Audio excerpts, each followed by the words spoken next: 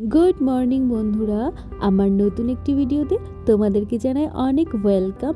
তো আজ হলো জানুয়ারির 20 তারিখ, আর এখন ঘড়িতে সময় হয়ে গেছে ওই সকাল 7টার মতো। আর আমি বেশ কিছুক্ষণ আগে ঘুম থেকে উঠে গেছি, উঠে ফ্রেশ হয়ে নিয়েছি। এবার চলে এসেছি বিছানাটা গোছাতে। আর শীতকালে এটা হলো একটা ভীষণ একটা ঝামেলার কাজ, কারণ এই এত বড় বড় ভারী ভারী কম্বলগুলো গোছাতে একটু তো কষ্ট লাগেই।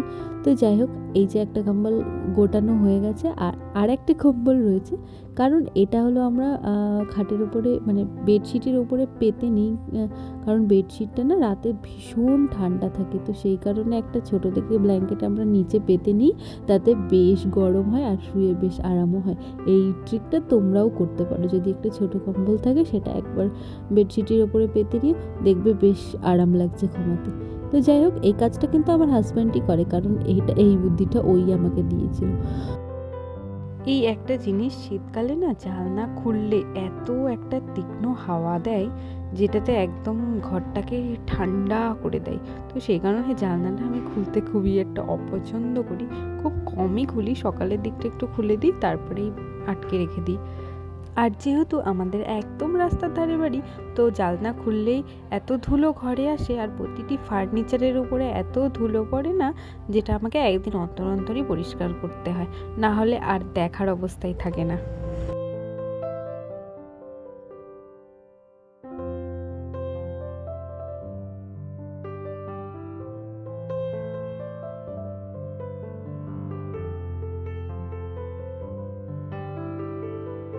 তোমরা হয়তো অনেক ভিডিওতেই এই টেবিলটাকে দেখেছো। এই টেবিলটা হলো ওর কাজের জন্য, ওর অফিস টেবিল। তো এই টেবিলটা অনেক দিনই খালি পড়েছিল। তো আমি রিসেন্টলি এই টেবিলটাকে সাজানোর জন্য একটা কভার অর্ডার করেছিলাম। এটা আমি মিশো থেকে অর্ডার করেছিলাম, রিজনেবল প্রাইসে ভীষণ সুন্দর একটা কভার এসেছে। তোমরা যদি এই কভারটা নিতে চাও তাহলে আমি ডেসক্রিপশানে কোডটা দিয়ে রাখবো, তোমরা একবার প্লিজ চেক আউট করে নিও। তো এই টেবিলটাকে আমি এবার সুন্দর করে সাজিয়ে দেবো। আর একটা কথা না বললেই নয়, এই টেবিলটা সাজানোর পরে না আমার ঘরের লুকটা পুরোটাই চেঞ্জ হয়ে গেছে। দেখবে কোনো জিনিস খালি পড়ে থাকলে তার দেখতে একরকম লাগে, আর তার উপরে যদি সুন্দর সাজসজ্জা করা যায়, পুরো একটা জিনিসের জন্য পুরো ঘরটার লুকটাই পুরো চেঞ্জ হয়ে গেছে। এটা সাধারণত ওর অফিস টেবিল, এখানে ওর সমস্ত কাজের জিনিসপত্র থাকে। এখানে হাত দিতে খুবই বারণ করে, মানে আমি খুবই কম হাত দিই। কোনো একটা জিনিস যদি উল্টো পাল্টা হয়ে যায়, আমাকে তো হেভি বকা লাগায়। তো সেই কারণে আমি এই টেবিলটাতে খুব একটা হাত দিই না। শুধু ওর কাজের জিনিসগুলো আমি একটু ভালো করে সাজিয়ে গুছিয়ে রাখি, যাতে ঘরটা দেখতে একটু ভালো লাগে। দেখো, সব কিছুই ওর জিনিস, ওর ক্যালকুলেটর, ওর খাতাপত্র, ওর ল্যাপটপ, সব কিছু ওর জিনিস। ওর একটা ল্যাম্পশেডও আছে, যেটা ও রাতে কাজ করে।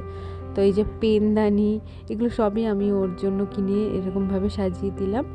আর তারপরে চলে আসলাম এই সাইড টেবিলটাতে। আর এই সাইড টেবিলটাতে এত ধুলো পড়ে, আর এই ফটোটার উপরে এত ধুলো পড়ে না, এটা দেখেই বোঝা যায় যে না, ঘরে ধুলো আছে।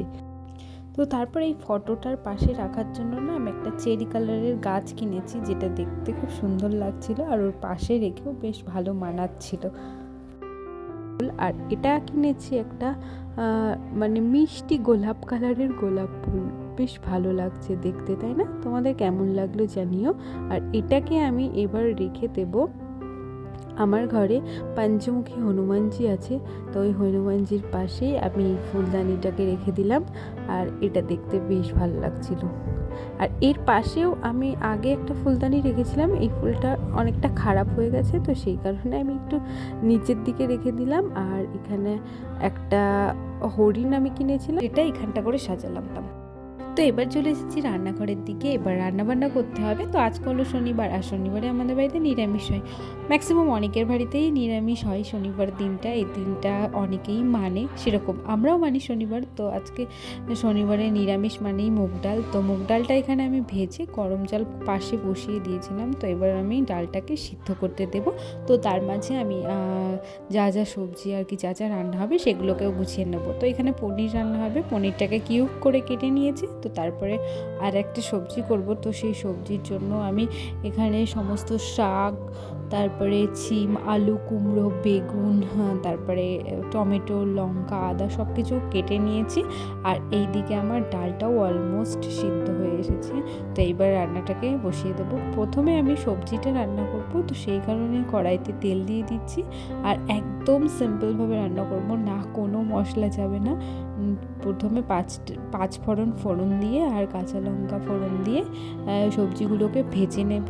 মানে ওই যে আলু, কুমড়ো আর সিম এই তিনটেকে ভেজে নিয়ে তারপরে ডাঁটাগুলোকে মানে শাকের ডাঁটাগুলোকে দিয়ে নেড়েচেড়ে নিলেই রেডি হয়ে যাবে সবজি। এটা একদম সিম্পল একটা জিনিস। আর এই শীতকালের দিনে এই পাঁচ মেশালে সবজি খেতে আমার তো বেশ ভালো লাগে। আমি জানি ম্যাক্সিমাম অনেকেরই ভালো লাগে এই যে কি বলে পালং শাকের চচ্চড়ি খেতে। তো এই যে এবার আমি সমস্ত সবজিগুলোকে দিয়ে দিয়েছি। এবার আমি একটু ঢাকা চাপা দিয়ে দেবো। তো এই যে ঢাকা চাপা খুলে দেখছি যে প্রায় অনেকটাই ভাজা হয়ে গেছে। এবার আমি এর মধ্যে শাকটা দিয়ে দেবো, আর যে বেগুনটা কেটে রেখেছিলাম সেটাও এর মধ্যে দিয়ে দেবো, আর একটু লবণ দিয়ে আবার ঢাকা চাপা দিয়ে রাখবো।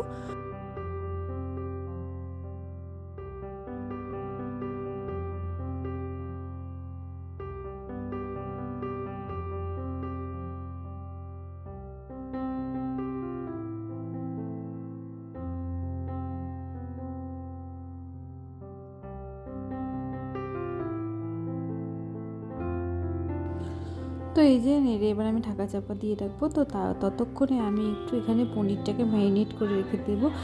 অন্য দিন আমি কোনো রকমের পনির ম্যারিনেট করি না, এমনি পোস্ত দিয়ে রান্না করি। তো আজ ভাবলাম একটু অন্যভাবে রান্না করি। তো সেই কারণে এখন আমি পনিরের মধ্যে একটু হলুদ গুঁড়ো, একটু লঙ্কার গুঁড়ো আর লবণ দিয়ে মাখিয়ে রেখে দেবো বেশ কিছুক্ষণ।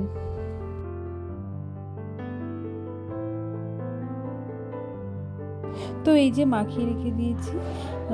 আর তারপরে আমি আবার চচ্চড়ি ঢাকনাটা খুলে দেখি একদম ডান হয়ে গেছে চচ্চড়ি অলমোস্ট।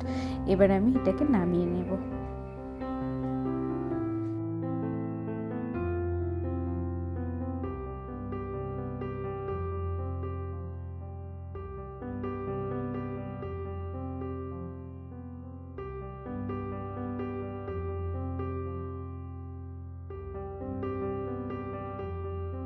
তো এই যে ডাল সিদ্ধ হয়ে গেছে, এবার আমি ডালটাকে ভালো করে সাঁতলিয়ে নেব।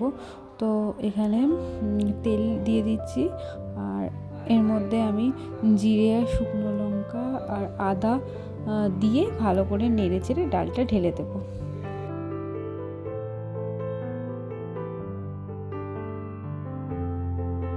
তো তারপরে এর মধ্যে লবণ, হলুদ আর একটু জিরের গুঁড়ো দিয়েছিলাম। আর নামানোর আগে একটু ঘি আর কয়েক দানা চিনি ফেলে দিয়েছিলাম, যাতে টেস্টের ব্যালেন্সটা ঠিক থাকে। তো এই যে আমার ডাল অলমোস্ট ডান হয়ে গেছে। এবার এটা ফুটে গেলেই নামিয়ে দেবো।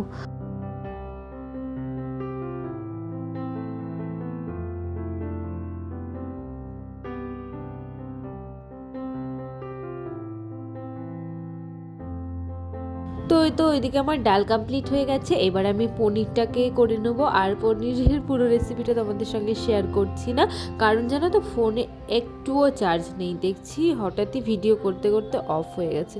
তো যাই হোক, এবার আমি ওই যে পনিরটাকে ম্যারিনেট করে রেখে দিয়েছিলাম লবণ, হলুদ আর লঙ্কার গুঁড়ো দিয়ে, এবার সেটাকে ভালো করে ভেজে নেবো, একটু লাল লাল করেই ভেজে নেবো। তো তারপরে এই তেলে আমি আলুগুলোকেও ভেজে তারপরে একবারে রান্নাটা শুরু করে নেবো।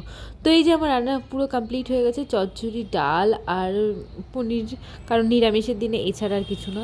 তো এগুলোকে এবার গুছিয়ে রেখে পরিষ্কার করে আমি বোতলে জলগুলোকে ভরে নেব। আর একদমই রৌদ্র নেই বাইরে, তবুও এত ঠান্ডা জল খাওয়া যায় না বলে আমি জলগুলো ভরে বারান্দায় একটু রোদ লাগাতে দিই। আর বাইরে দেখছি প্রচুর জ্যাম লেগেছে, ওই যে গাড়িগুলো সব দাঁড়িয়ে আছে। ওদিকে সমস্ত কাজবাজ সেরে আমি স্নান করে চলে এসেছি। আর আজকে তো সকাল থেকে একদমই রৌদ্র উঠিনি, ওই 1টা-1:30টার দিকে একটু রৌদ্র উঠলো। তো আমি ভাবলাম যে আমাদের গায়ে দেওয়া ব্ল্যাঙ্কেটটা একটুখানি রৌদ্রতে দিয়ে যাই, যাতে একটু গরম হয়, কারণ রাত্রে গায়ে দেওয়ার সময় এত ঠান্ডা না। তো তাই জন্য একটু রোদে দিতে এসেছি। আর আমিও স্নান করে চুলটা একটু শুকাতে এসেছি। আর দুপুরে শীতের রোদ গায়ে লাগাতে বেশ মিষ্টি মিষ্টি ফিল হয়। তো সেই কারণে একটু দাঁড়িয়েছিলাম। তো তারপরে এবার নিচে চলে যাব আর সবাইকে খেতে দেব। তো আজকের ভিডিওটা আমি এই পর্যন্তই রাখছি। সবার কেমন লাগলো অবশ্যই কমেন্ট করে জানিও, ভালো লাগলে একটা লাইক করো, আর চ্যানেলে নতুন হয়ে থাকলে অবশ্যই চ্যানেলটাকে সাবস্ক্রাইব করে রাখবে। আর তো চলো আজকের ভিডিওটা এই পর্যন্তই। সবাই ভালো থেকো, সুস্থ থেকো, সাবধানে থেকো। ফিরবো নতুন কোনো ভিডিওর সঙ্গে, ততক্ষণের জন্য টাটা।